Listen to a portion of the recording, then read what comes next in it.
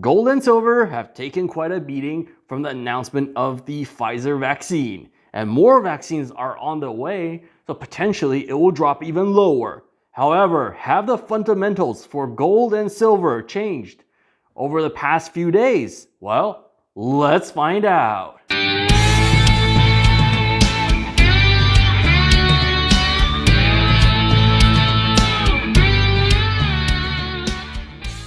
Before I go into the topic, let's talk a little bit about what I have on the table. I have this beautiful Australian Perth Mint dragon coin bar, and it's got the dueling dragons design. There's two dragons and they're fighting over a fireball.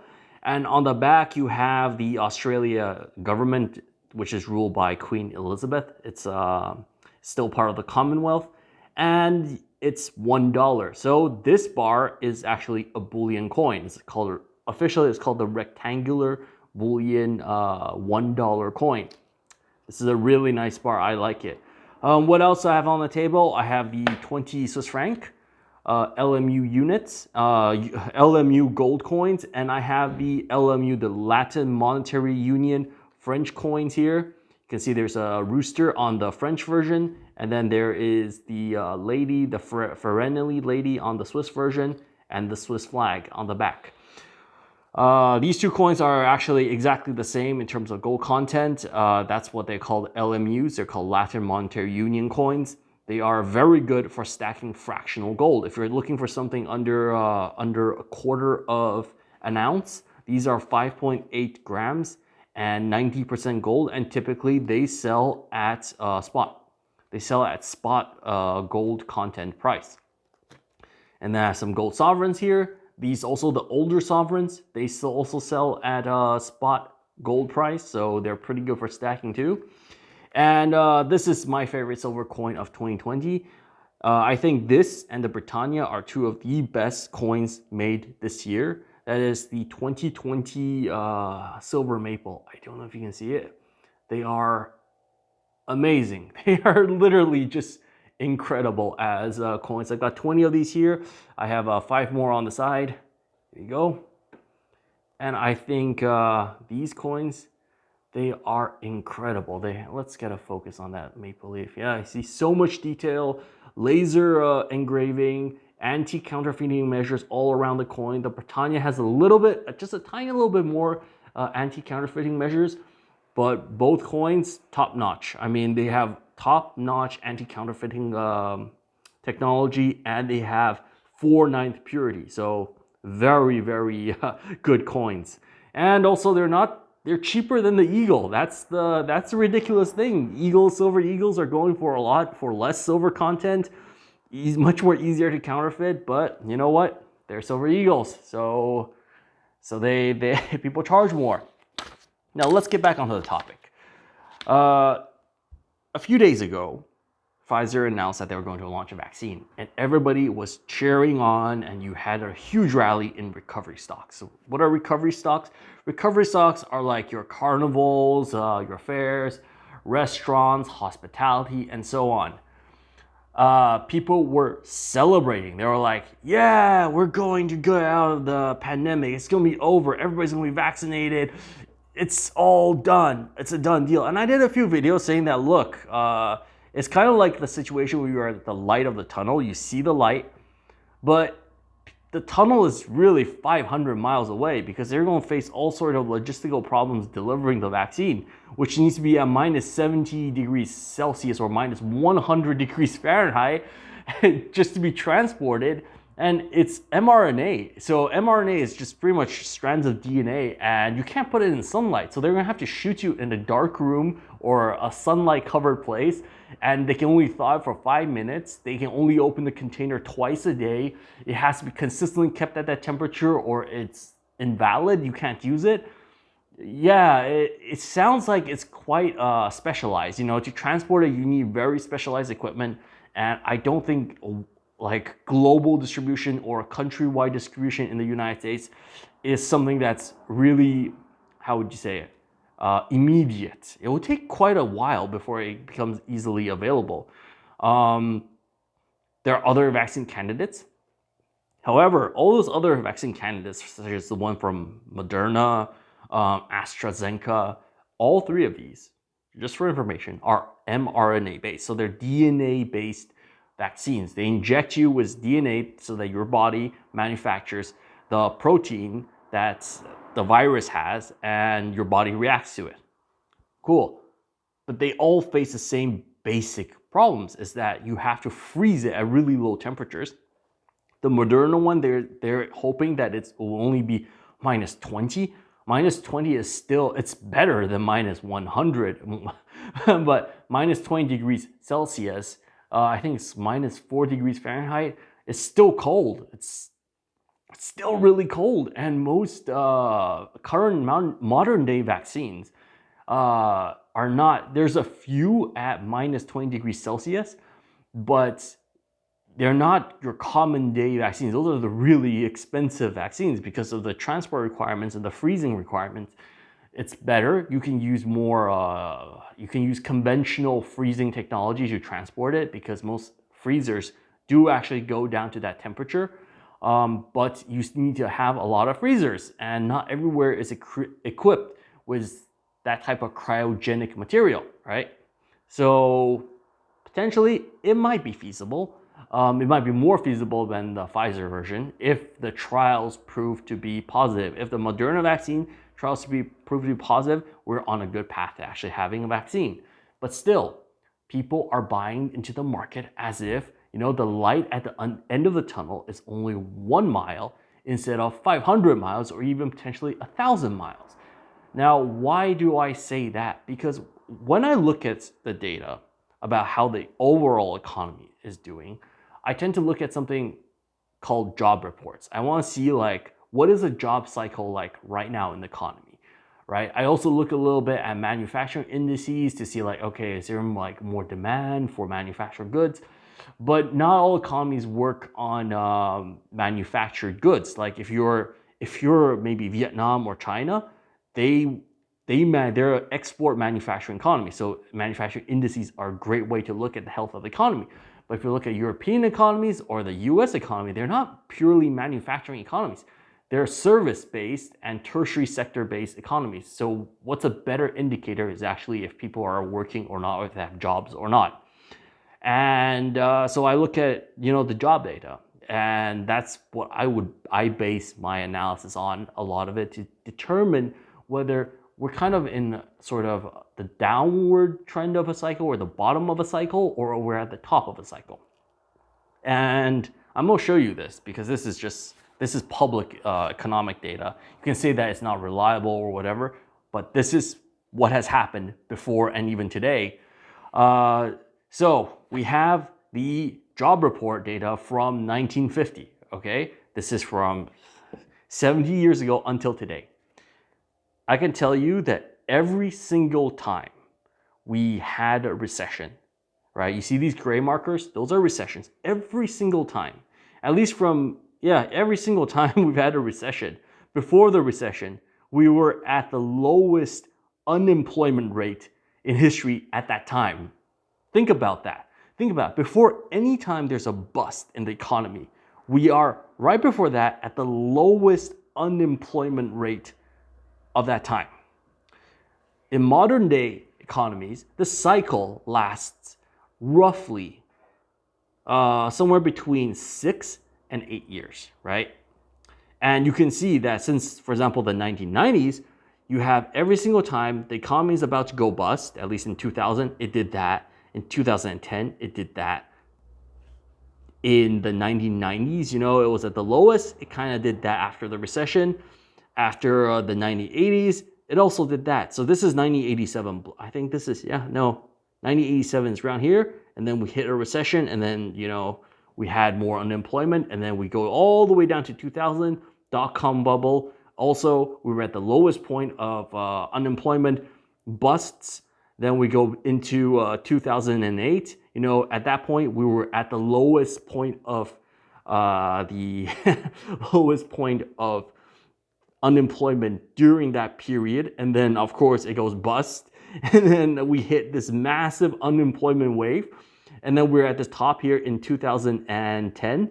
And then the economy starts rebuilding. We go into a massive, massive bull market, and we are at the level of unemployment, right, that was during 2008. Now, I want to point out that at this point, there were already a lot of indicators that a recession was going to happen.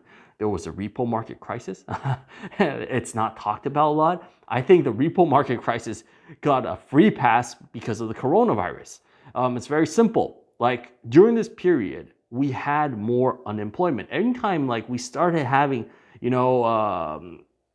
a low level of unemployment and people are working at full capacity in a country, you have to think that in terms of percentage-wise for the whole country, that this is actually the percentage dropping so much lower every single time.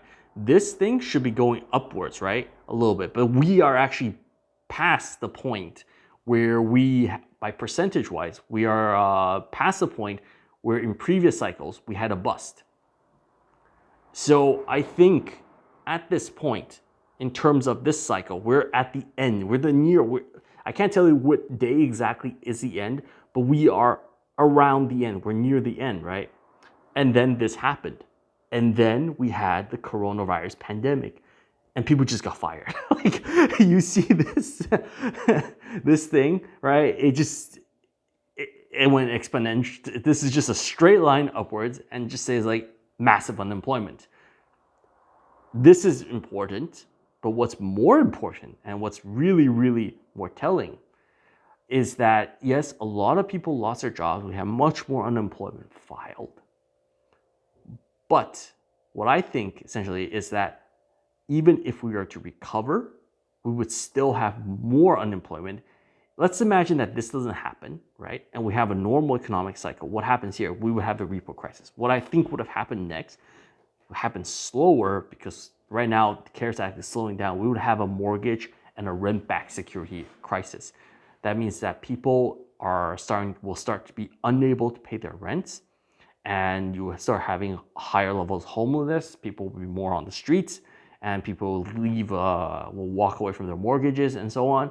And once that collapses, your rent-backed securities collapse, and it's going to lead to a similar crisis as we had in 2008, but it was a different financial instrument. That's it. And then there would have to be massive bailouts because they would need to re-inject liquidity to make the markets flow. And then, yeah, we had sort of a stopgap measure in 2019 with the repo crisis, and then central banks stepped in to like make the markets liquid again. But there will be a point where they can't do that anymore. And I think with the coronavirus crisis, it's masked a little bit of the underlying ills of the fundamentals. And people are thinking, yeah, with a virus, we're just going to go back to 100% employment. No, we're going to go back to a point where we're just about to go into economic recession. That's what I'm trying to say. I'm saying that even if we have a vaccine and we go back to normality, we're actually going back to a normality where we are just a little bit before the economic recession. What does the pandemic change? I think the pandemic changed a lot. The pandemic killed a lot of industries. And you can say, oh, but some companies are doing well. Yes, but companies, they don't pay rent, right? You have to think that I haven't looked too much into detail into rent-backed security markets. I have to say that I've been getting a lot of offers in my pension funds to like buy rent-backed security. For my personal pension, not that I run a pension fund, but for my personal pension, to buy rent-backed securities. And I'm a bit on the fence about buying rent-backed securities because I'm looking at over the years, their returns are dropping, and I'm seeing more and more vacancies because when you get presented the financial product, it's actually packaged. So this is my experience with buying a rent-backed security, like looking at a rent-backed security or being offered one, is that, for example, your bank or your financial institution approaches you and say, look, we have this rent-backed security and the returns over the last 5 years is around like 3%, 4%, 5%, and it's not correlated with the stock market. And I'm like, okay, it should be correlated with something, maybe the general economy.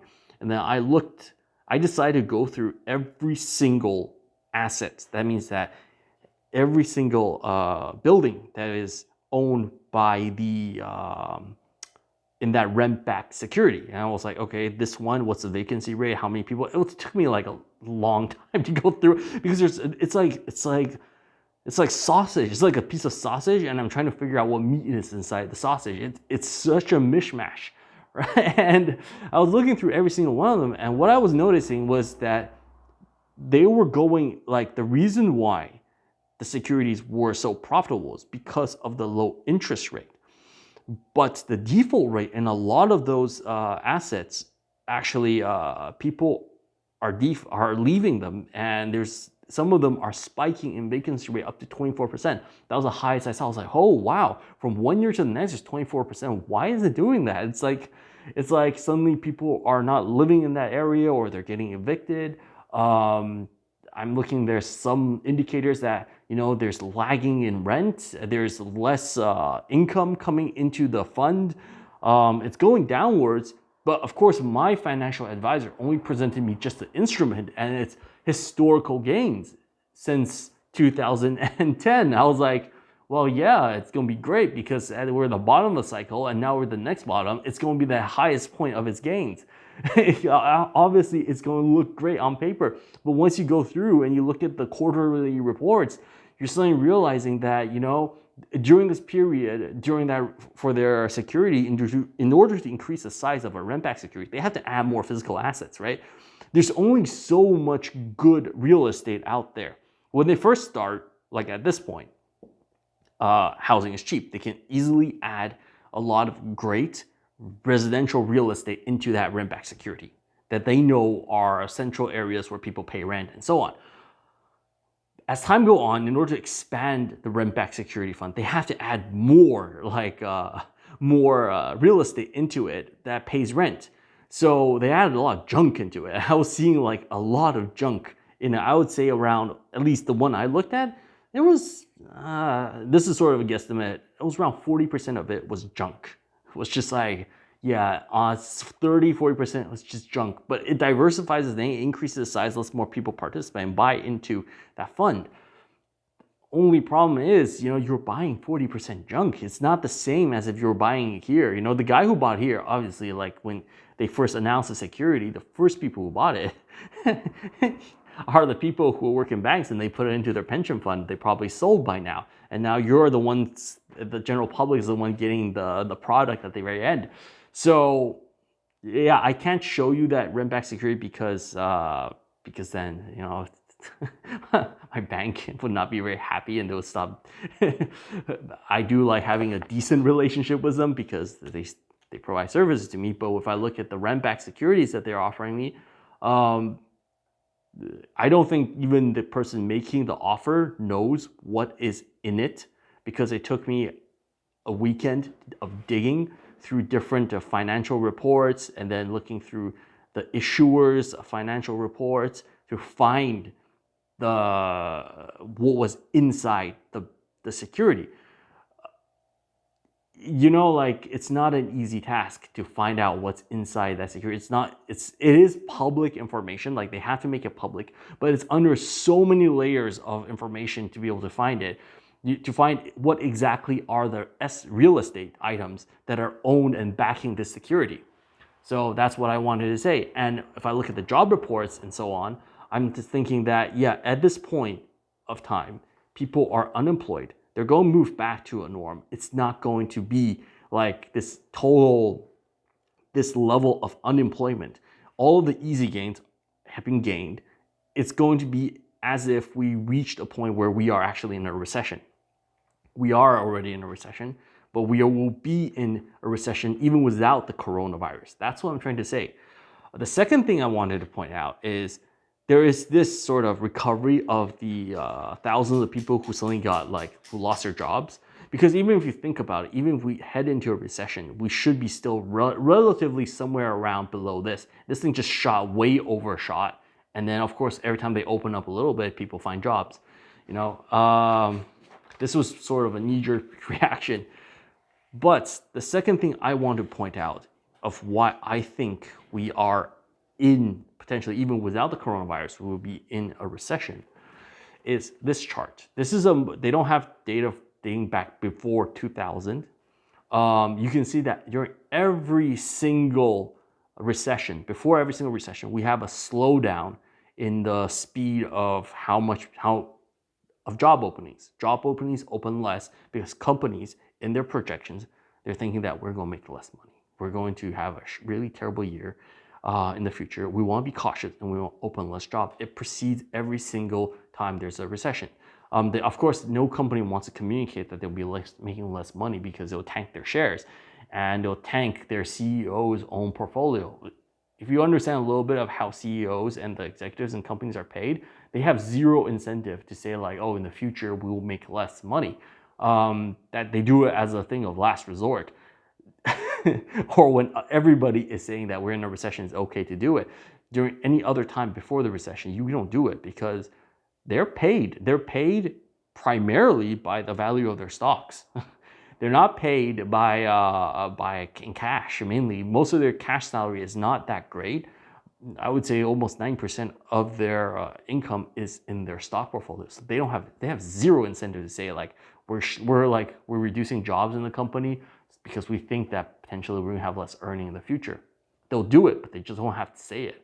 But if you look at the data, most companies are shutting down jobs or closing jobs in preparation prior to a recession. This is sort of a historical indicator, is if you have a slowdown of openings, just like you had in 2009 and 2008, you can expect a recession sometime soon. A slowdown, you don't know how much it will go down, but you do know that there will be economic crisis at a point after that.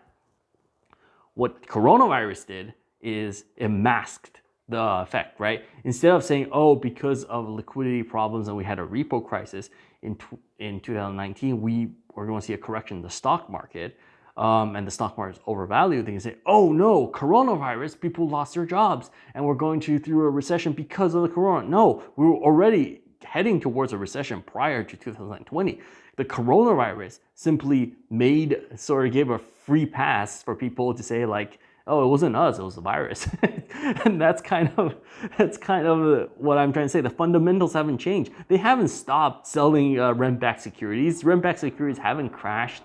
I mean, like the financial institutions are still pushing it onto me. I'm not buying that security because I don't know, like it looks fishy to me that right now he's saying that he's selling me such a great thing. I'm not 100% going to jump in just yet to buy. I think maybe in the future I might buy some if I think the market is right, but right now I would say be cautious and hold on to cash because opportunities are coming.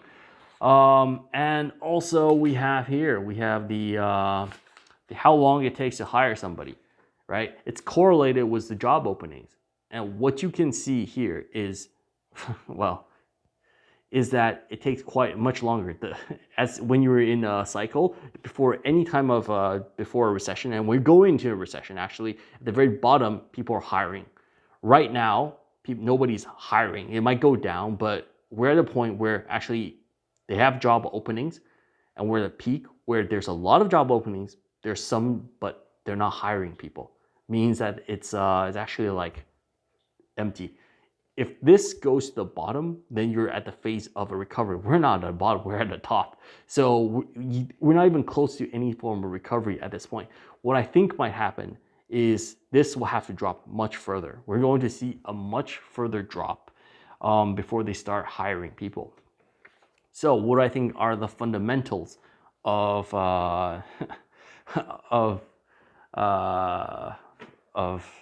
metals is that it hasn't changed. We are at a point where if there was no coronavirus, metals would be still a good buy, right? At this point. Because of the coronavirus, people have their expectations a bit adjusted. There's a bit more fear. They've bought a lot more. We hit all-time highs a few months ago.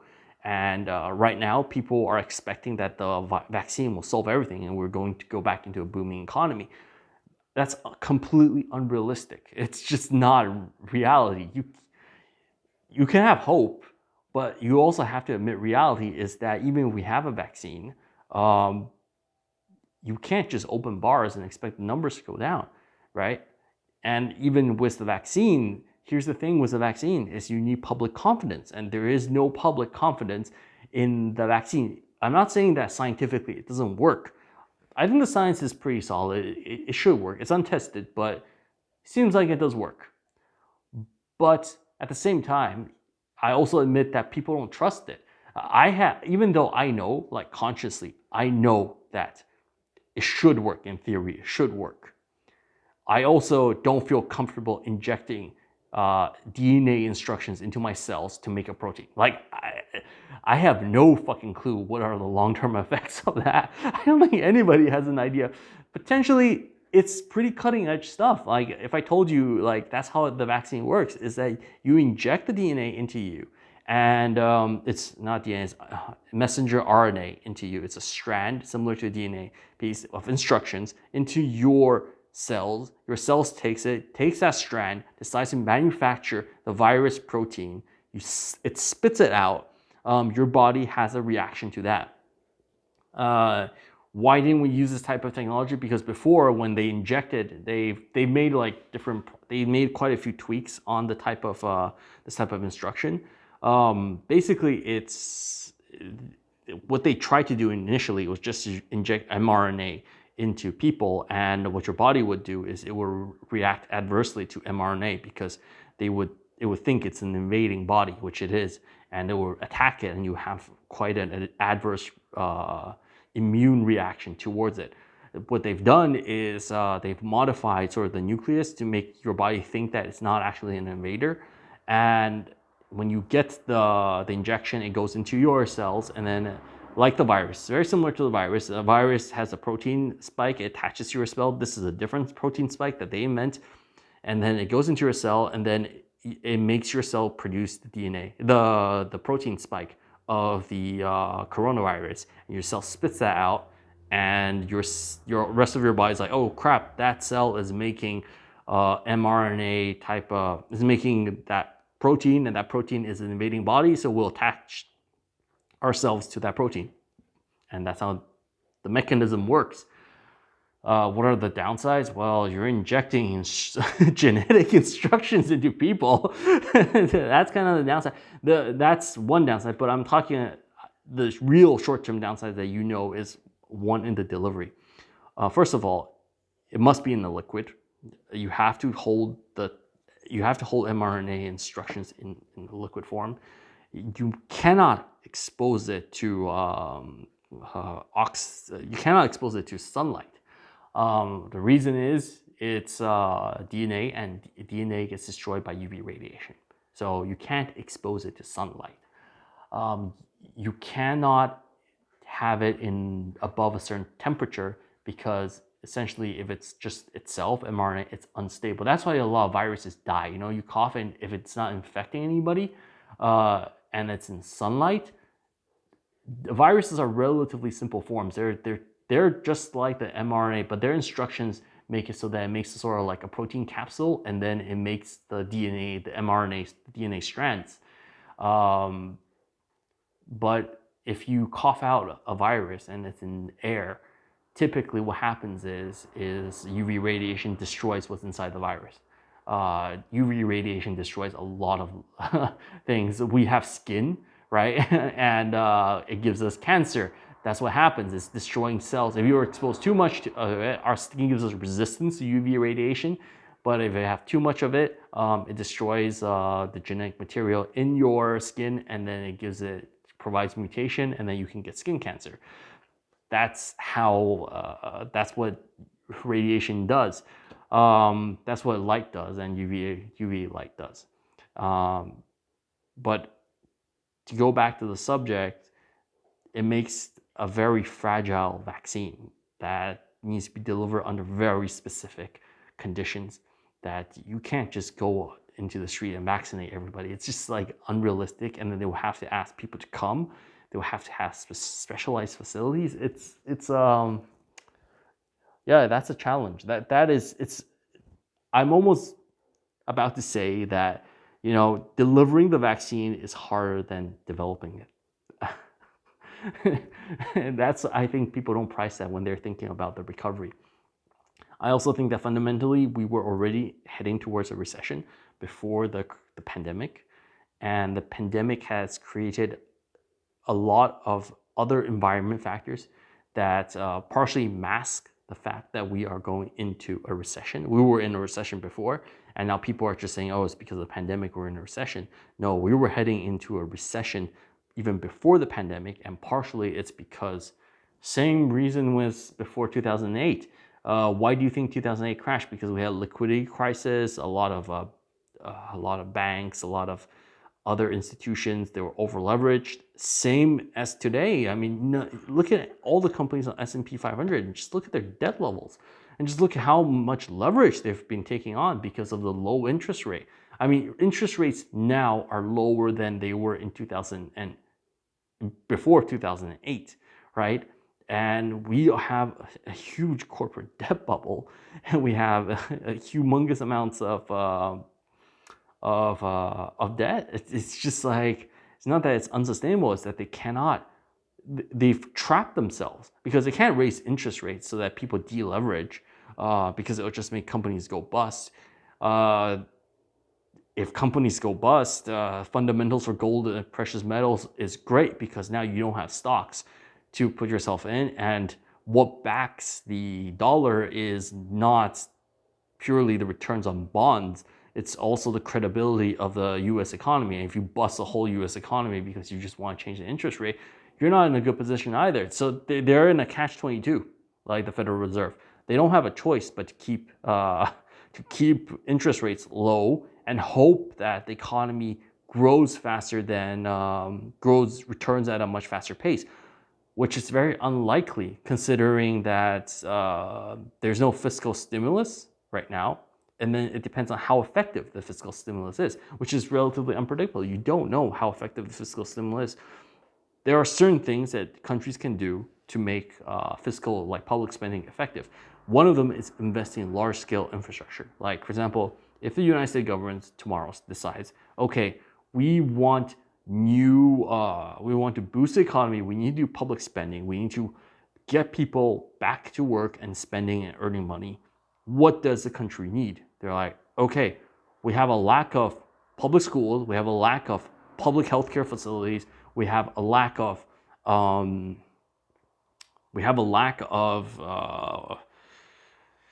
I don't know, high-tech roads or something that can let driverless transportation and so on. And also we have a lack of affordable housing, right? Let's invest into that. As a country, we invest and do like a great rebuild. Just like you would do after a war if things are destroyed.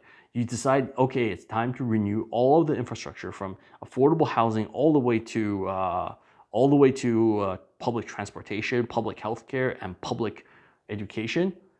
And the country decides, okay, let's go all in and invest into that. That will give a huge economic boost for the economy. That's fiscal stimulus that typically proves to work, right, for a government. What typically does not work is subsidizing private enterprise. That never works. Those type of projects never work. But do I see a divided partisan political situation leading to both sides agreeing to massive amounts of public works? No.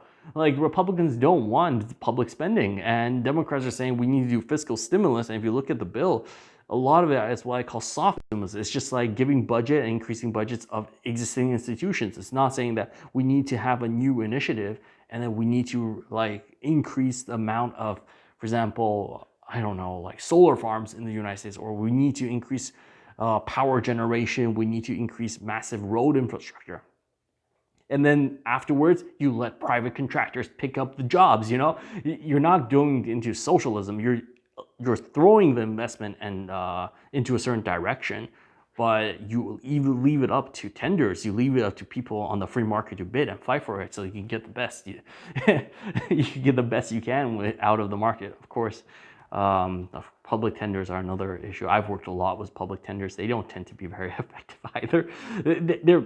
I'd say that they're like the best option out of a terrible situation, but policymakers don't usually make the best decisions, but neither do business owners either. So this is something business owners aren't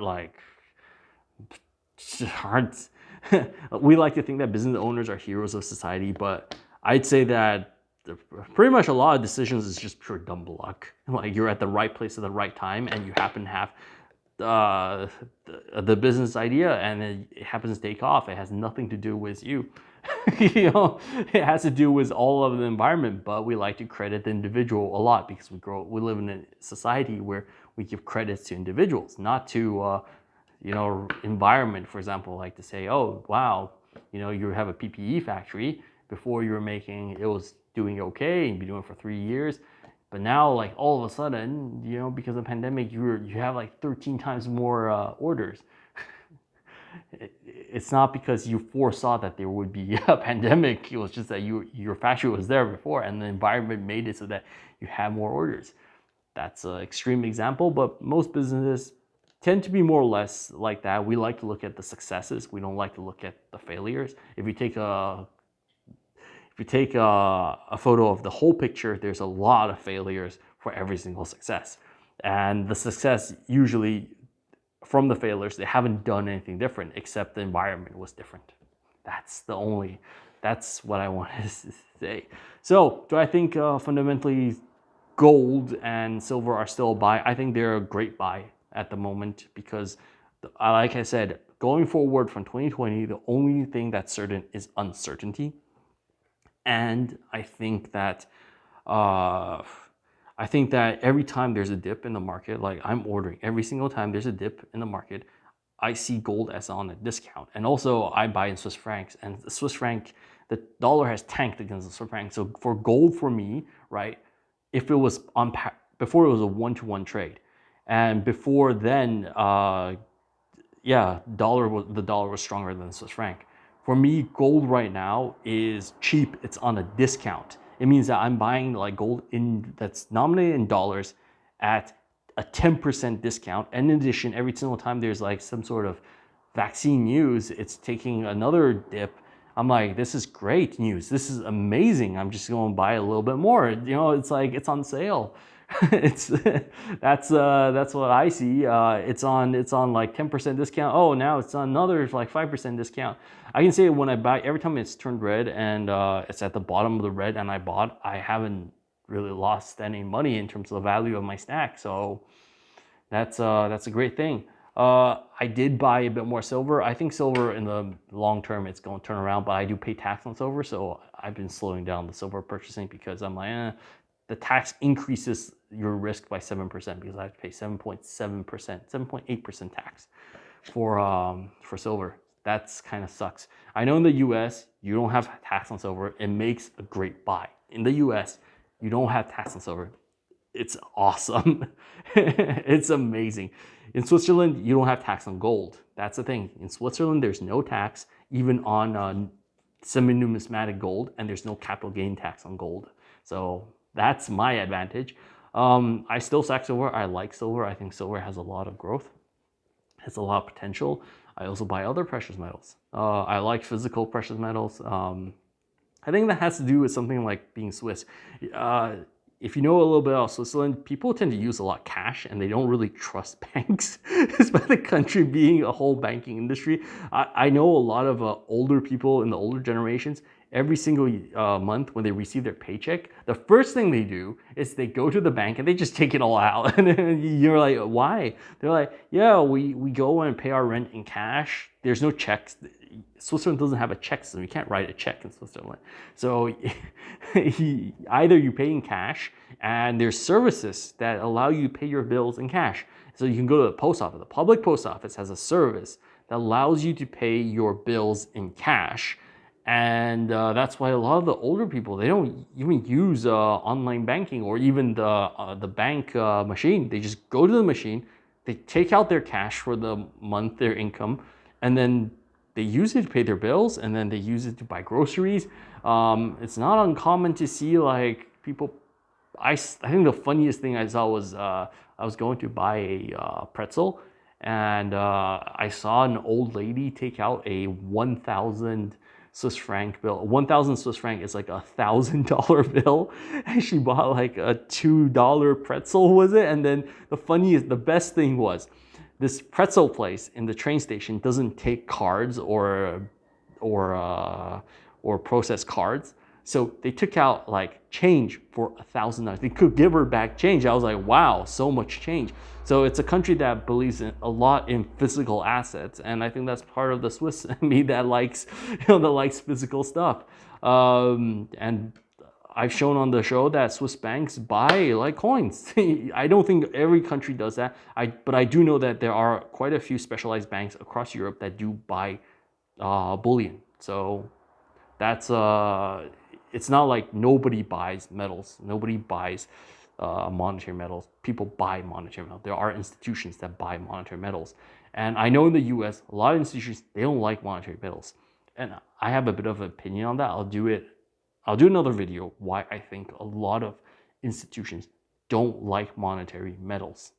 And it has less to do with what monetary metals represent, but rather what first of all, there are certain regulations on American institutions buying metals, and also there's a fact that you can buy metals. You don't have to go through a broker to buy metals. Like you can go up to if your buddy has gold and he wants to sell gold, you can give him cash and get gold. You can't do that with a stock. So it means that the financial institutions can't make money off the trade.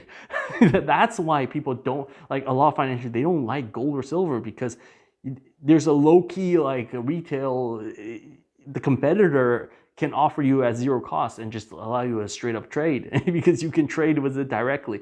That's why that's why they don't like it. Because if they can ban it, I think every single bank will ban gold because, well, they can't monopolize it. They don't have a control over it. Do financial institutions like cryptocurrencies, they don't really have a full control over it, so I don't think they like it, but they do like financial instruments for which they are issuer, seller, and market. And that's a great position to be in. So that's what I want to say today. I want to tell you that fundamentals of gold and silver, even without the virus, is a buy. So yeah, there's the same before the pandemic, after the pandemic. It hasn't changed. If you like the content, click the like button. If you want to subscribe, I really appreciate it. Leave a comment in the comment section below. It's always interesting to talk to you guys. There's always something interesting to talk about. Thank you very much for watching. Dave out.